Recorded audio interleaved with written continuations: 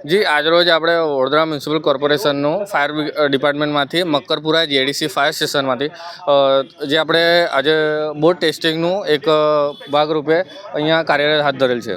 કઈ પ્રકારની બોટો? આપણી પાસે હાલ બે પ્રકારની બોટ આજે ઉપયોગમાં લેવામાં આવી છે ટેસ્ટિંગ માટે. એમાં રબરની બોટ છે અને એક ફાઇબરની બોટ છે. તમે કેવી રીતે ટ્રેનિંગ આપો? હા જી, આજરોજ અમે જે અમારા 3 શિફ્ટ છે જે 24 કલાક આપણે કાર્યરત છે, એમાં દરેક ફાયરમેન, સરસૈનિક અને સબ ઓફિસર જેઓને આપણે સાથે રાખીને જે બંને પ્રકારની બોટ છે એમાં કઈ રીતે કામગીરી કરવાની હોય છે, કઈ રીતે રેસ્ક્યુ કરવાનું હોય છે, એની સ્પીડથી લઈને એને ચાલુ વહેણમાં કે જે તળાવ જેવો વિસ્તાર હોય છે તો એવામાં કઈ રીતે આપણે રેસ્ક્યુ કરવાનું હોય છે, તો એની અમે દરેક આજે કામગીરી કરી છે.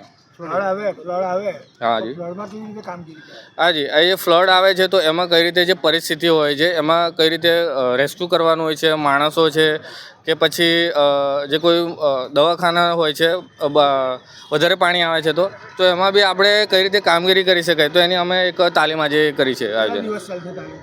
આજ વખતો વખત આપણે તાલીમનું આયોજન કરતા હોઈએ છીએ અને જે બોટ હોય છે પ્લસ જે ઓબીએમ હોય છે એનું આપણે ફાયર સ્ટેશન પર પણ વખતો વખત એનું ચાલુ કરતા હોઈએ છીએ અને ટેસ્ટિંગ પણ કરતા હોઈએ છીએ. ખાલી જીઆઈડીસી ફાયર સ્ટેશન કરશે કે આખા?